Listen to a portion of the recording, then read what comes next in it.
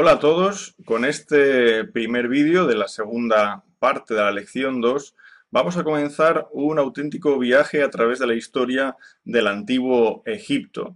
Vamos a centrarnos ahora en la época de las pirámides, en los siguientes vídeos que conforman esta lección 2, pero en el primero quisiera realizar también un tratamiento, aunque sea somero, de las estructuras funerarias anteriores a la pirámide escalonada de Necherjet. De este modo veremos un poquitín lo que es la evolución dentro de los tipos arquitectónicos funerarios empleados por los reyes de Egipto. Desplacémonos en primer lugar hacia la antigua ciudad de Abidos y en concreto hacia la necrópolis de el Kab, una necrópolis donde no solo encontramos tumbas del predinástico y protodinástico. Josep evidentemente ya os habrá hablado de la tumba UJ de Abidos, pero ahora nosotros nos vamos a centrar en esta parte del cementerio de el Kab. Por un lado tenemos una serie de estructuras subterráneas, veis que están distribuidas por pares, la B18, B17 por un lado, que se cree que es la tumba de Narmer, la B7 y B9 sería la tumba de K, y la B2 y B1 que sería la tumba de Irior. Es decir, tenemos aquí al primer rey de la primera dinastía y reyes de finales del protodinástico. Ahora veamos otra serie de estructuras subterráneas, B19, B15, B10 y las escritas como B13, B14. Hasta este punto son todas estructuras vinculadas a la tumba de Aja, pero más allá de B13, B14 aún encontramos unos 34 pozos que se ha podido verificar son tumbas subsidiarias. La mayoría de estas tumbas contienen hombres enterrados, sacrificados, de edades, en todo caso, inferiores a los 25 años. Y justo la última tumba, la que no forma una hilera de tres, en ella se encontraron restos de leones jóvenes. Por encima de este complejo del rey Aja, que sería el segundo rey de la dinastía I, encontramos la estructura O, que corresponde al faraón Yer. Este faraón Yer, que sería el tercero de la primera dinastía, tiene un altísimo número de tumbas subsidiarias, unas 338 tumbas subsidiarias. Aquí se han encontrado bueno, también restos humanos que evidencian esos sacrificios a los que hacíamos referencia anteriormente. El resto de tumbas de esta necrópolis corresponden todas a la primera dinastía, excepto la señalada aquí como V, que es la de Jasegemuy de la segunda dinastía, último faraón de la segunda dinastía, y la señalada como P, que corresponde al faraón Peribsen también de finales de la segunda dinastía. Aquí podemos ver la tumba de Yer, a la que hacíamos referencia anteriormente, una tumba que en época antigua se pensó podría ser la tumba de Osiris y por este motivo, bueno, se realizaron multitud de deposiciones de objetos cerámicos como ofrenda al rey de los muertos, al dios de los muertos Osiris, de modo que la acumulación de cerámicas fue tan grande a lo largo de los siglos que por eso en tiempos actuales a esta necrópolis se la llama el Kab, la madre de las cerámicas. Bien, la estructura central, lo que vemos en la imagen, es la que sirvió como auténtica tumba del faraón. Y alrededor, esas pequeñas cámaras que vemos son las que en el plano anterior os comentaba corresponden a tumbas subsidiarias. ¿Cómo eran estas tumbas en su superestructura? Claro, lo que hemos visto en la foto anterior es lo que queda por debajo del nivel del suelo, pero ¿qué había por encima?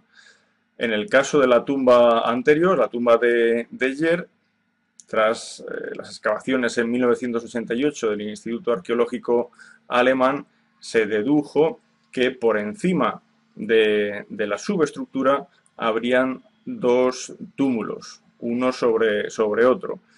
¿Qué había por encima de esos dos túmulos? Quizás una estela con el nombre del faraón o quizás una estructura de carácter efímero, como la tumba 1 de Hieracómpolis. En realidad no se tiene constancia de qué tipo de estructura podía haber.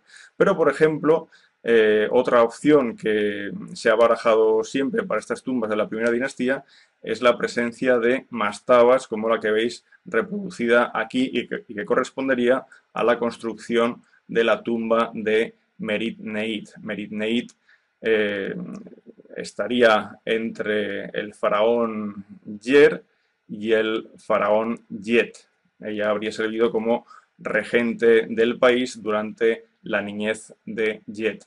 Y esta Merit Neit nos ofrece una estructura funeraria con una mastaba, según se reconstruye aquí, una mastaba con estelas en las que aparecería el nombre de la reina, alguna de las cuales se ha conservado, y alrededor de toda esta superestructura tendríamos otra vez una serie de tumbas subsidiarias que en este caso corresponderían en su mayor parte a mujeres. De hecho, un gran número de estas tumbas tenían estelas y gracias al nombre que aparece en las estelas se puede identificar si la tumba era para un individuo femenino o masculino. Entonces, de las 97 estelas que se han hallado aquí, 76 pertenecen a mujeres y 11 a hombres. Y 2 parece ser que pertenecen a enanos. Esto nos da un poco la idea de cuál es el tipo de individuo, al menos por sexo, que fue sacrificado para acompañar a esta reina que fue regente de Egipto. Vayámonos ahora a otro emplazamiento importante, la necrópolis menfita por excelencia es la necrópolis de Saqqara. Y en Saqqara hallamos una mastaba muy curiosa, es la mastaba 3038, que corresponde a la época del rey Anedjib, uno de los últimos reyes de la primera dinastía, en realidad el antepenúltimo rey de la primera dinastía. Si nos fijamos bien, esta mastaba nada tiene que ver con la idea que podríamos tener preconcebida, ¿no? Una estructura rectangular de lados inclinados hacia el interior, formando una especie de banco, que es lo que le da el nombre árabe de mastaba. En este caso, 3 de los lados corresponden a una estructura escalonada, pero hay que tener en cuenta que esta estructura estuvo dentro de un túmulo de tierra que se apoyaba en un muro circundante con decoración de fachada palacio. En todo caso, es cuanto menos curioso observar cómo en nombres del rey Anedjib se observa esa misma tipología, ¿no? de pirámide escalonada. Hay quien habla, por lo tanto, de que aquí podría estar en concepción el origen de la primera pirámide escalonada. El grupo de mastabas de la primera, segunda dinastía se halla al norte de uno de los grandes recintos que hallamos en Saqqara. Corresponde al recinto del faraón Necherjet de la primera dinastía. El recinto de este faraón, tal cual lo vemos actualmente, no corresponde en realidad a lo que fue la concepción original del mismo. Aquí han habido muchos cambios. Por ejemplo, originalmente no había una pirámide escalonada, originalmente había una mastaba de poco más de 8 metros de altura, 63 metros de lado, en su lado mayor, y el recinto sagrado quedaba demarcado por toda una serie de estelas de demarcación. Aquí hubieron cambios, como digo, de modo que en un estadio final se realizó un foso de 40 metros de ancho que definía un espacio de 750 por 600 metros. Restos de ese foso lo podemos ver, por ejemplo, en el lado sur del muro perimetral de de la pirámide escalonada, justo aquí en esta imagen, una parte como más rehundida. Obviamente ese foso pues, se ha ido rellenando de arena de manera natural y también otras estructuras, pero aquí se aprecia un poquitín la presencia de ese foso. Y tras este foso encontraríamos ya el muro que vemos ahora, que delimita todo el espacio. Es un muro de 544 por 277 metros, es decir, 1600 metros de perímetro, con unas paredes que alcanzan los 10 metros de altura, como vemos aquí. Y si nos fijamos, vemos como el muro no es completamente liso, sino que ofrece una serie de salientes a modo de bastiones separados entre sí por unos 4 metros de longitud. Estos bastiones, en total, se contabilizan en 211 en todo el perímetro, y encima de ellos hay un pasillo de ronda. Es casi una pequeña fortaleza este recinto. Incluso aparecen 14 entradas, aunque todas ellas son falsas, excepto una, que es la que vemos en la imagen, situada en el lado sureste de este recinto. En los subterráneos de la pirámide, pero también en los de la tumba sur, que tiene el complejo de Necherhet, encontramos algunos relieves y también el uso de plaquetas de Fayenza. Esta imagen que vemos ahora es de la tumba sur y vemos al faraón Necherhet corriendo. Esto forma parte de la simbología, de la iconografía asociada al ritual del Heb-Sed. Al fin y al cabo, todo el complejo de Necherhet es una transposición en piedra de ese auténtico teatro efímero que se utilizaba para realizar la festividad del Heb-Sed. Aquí vemos ahora un esquema de cómo evolucionó durante el reinado de Necherhet su estructura funeraria. Aproximadamente se considera que este reinado pudo durar 19 años. Entonces lo que vemos aquí es en primer lugar una mastaba, que es la estructura original del complejo, medía 63 metros de longitud por 8 metros de altura. El M2 nos indica una ampliación de esa primera mastaba, ya llegaría a los 71 metros de longitud, y el M3 una tercera ampliación de esa mastaba que llegaría a tener unos 79 por 70 metros de longitud, pero que no sobrepasaría los 8 metros de altura. Justo esta ampliación llamada M3, la fase 3 de la mastaba, lo que hizo fue cubrir, tapar los 11 pozos que en el lado este tenía la mastaba, 11 pozos dedicados, los primeros, para enterramiento de familiares. Aquí se han hallado, por ejemplo, las improntas de cilindros, sellos de Imhotep, el famoso constructor de la pirámide escalonada de Necherhet, que en época tardía incluso fue vinculado al dios Asclepios y que en Memphis incluso se consideró como un hijo de Ptah y Sekhmet. Pero posteriormente a estas tres mastabas, o a esta mastaba con tres fases constructivas, mejor dicho, hallaremos una primera fase de pirámide escalonada, una pirámide que alcanzó los 4 escalones, 42 metros de altura y 85 metros de lado. Sin embargo, tampoco fue esta la última fase constructiva, aún se realizó una última, que es la que veríamos actualmente si fuéramos a Saqqara, que constituye una pirámide escalonada que alcanza o supera los 60 metros de altura y que en su base tiene unas dimensiones de 109 por 121 metros. Ahora me gustaría haceros referencia a un hecho, y es la vinculación del faraón difunto con las estrellas circumpolares, aquellas a las que los egipcios reconocen como las que no conocen el ocaso, o dicho en egipcio, las Igemu Sekiu.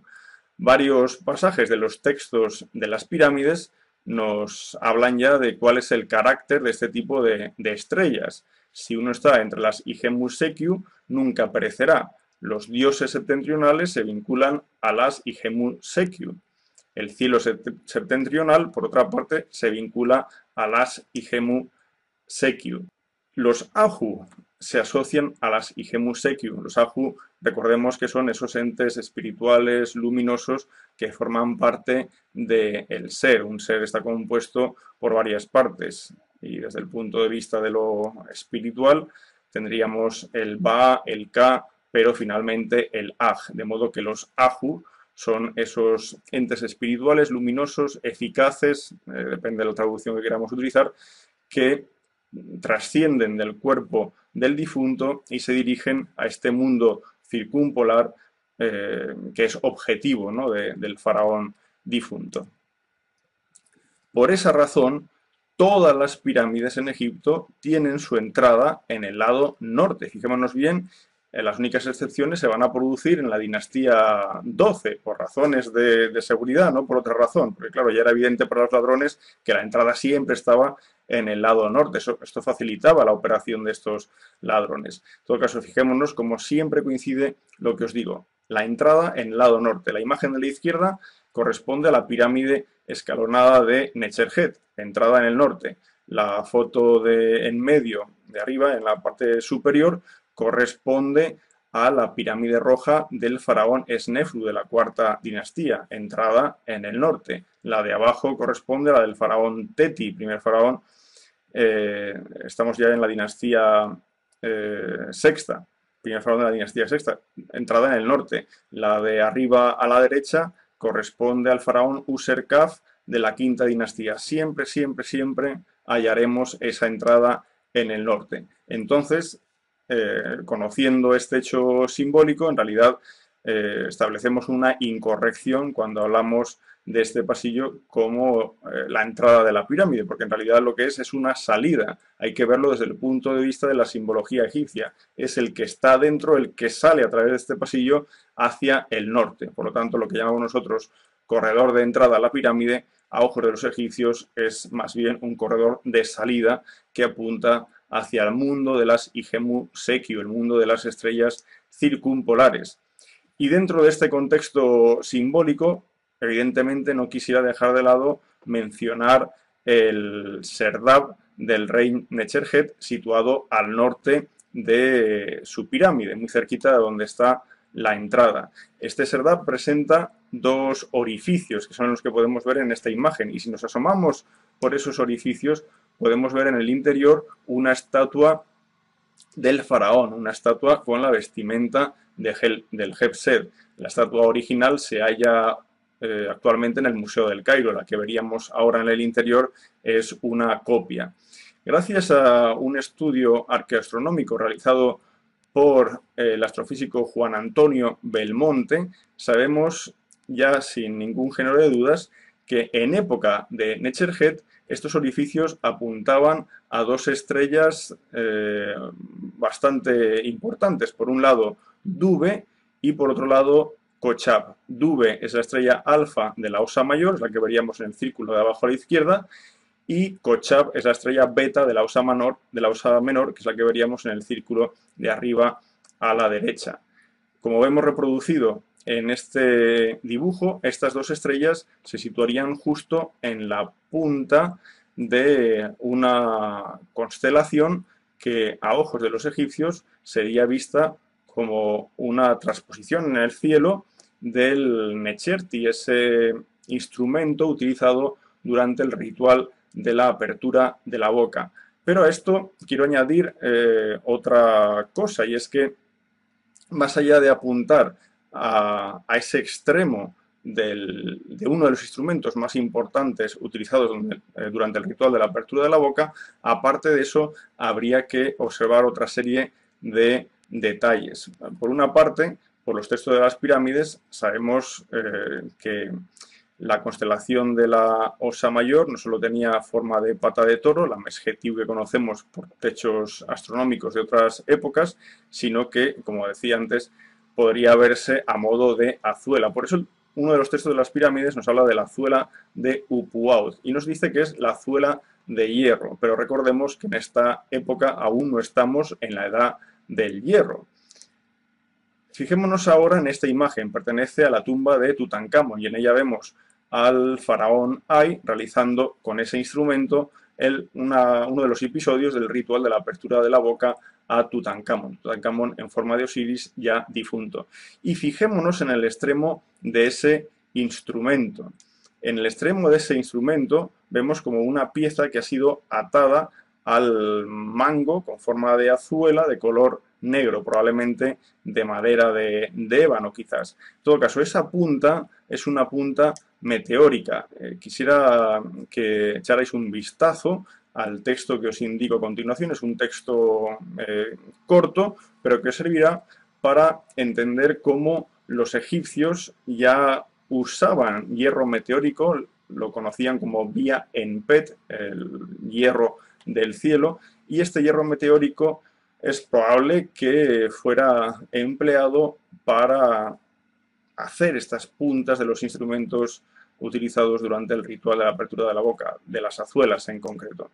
Bueno, más allá de este aspecto simbólico que no quería dejar de mencionaros, vamos a continuar con la evolución de las pirámides, en primer lugar con la pirámide escalonada de Sekhemhet, que sería la pirámide de la izquierda. Es una pirámide que quedó inacabada, pero tiene un recinto similar al de Necherhet, un recinto de 545 por 190 metros, y las dimensiones de la propia pirámide son de 120 metros de lado y aunque está inacabada, teóricamente podría haber alcanzado los 70 metros de altura. Como vemos en este caso, todo el sistema de almacenaje rodea tres lados de la pirámide, tres lados en su aspecto subterráneo, formando una especie de U. Aquí la curiosidad es que el sarcófago del faraón se halló en la cámara sepulcral, inacabada, pero el sarcófago cerrado y sellado. Lo encontró Goneim, Zacarías Goneim, en 1951, si bien la apertura provocó cierta desolación al ver que en el interior del sarcófago no había absolutamente nada. Y la pirámide que vemos a la derecha continuaría con esta fase de la tercera dinastía con pirámides escalonadas. Es otra pirámide que quedó inacabada. El sistema de almacenes subterráneos sigue teniendo esta forma de U, y en este caso hablaríamos de una pirámide que de haberse acabado hubiera tenido 5 o 6 escalones y hubiera alcanzado los 42 metros de altura. Pero vale la pena observar ahora un detalle de la estructura interna de esta pirámide, puesto que cuando lleguemos a la cuarta dinastía veremos cómo el modo de construcción va a evolucionar a las hiladas horizontales, y aquí no es eso justo lo que estamos viendo. Tendríamos en esta pirámide del rey Java en Zaviet el Arian, en la necrópolis de Zaviet el Arian, un núcleo de 11 metros de lado. Y a este núcleo de 11 metros de lado, como ahora ya vemos en la imagen, se adosarían una serie de 14 capas. Se aprecia perfectamente estas capas, son capas de 2,6 metros de ancho, con una inclinación hacia el interior. Pues bien, entre las 14 capas que menciono y el núcleo de 11 metros de lado, nos encontraríamos con una estructura piramidal de 84 metros de lado y unos 68 grados de inclinación, alcanzando esos hipotéticos 42 metros de altura a los que hacía referencia anteriormente. Las 14 capas a las que hago referencia son capas de mampostería, pero bueno, ya observáis el tipo de bloque que se ha utilizado. Es realmente irregular y poco tiene que ver con los bloques perfectamente tallados y de piedra de buena calidad que observaremos ya en la cuarta dinastía. Sería recomendable que echarais un vistazo a esta página web de Francesco Raffaele, en la que nos habla de las tres primeras dinastías. Sirve para también tener en cuenta lo que es el proceso histórico de esta fase antigua de la historia de Egipto, dado que nosotros estamos hablando más bien de las estructuras funerarias y no de la historia.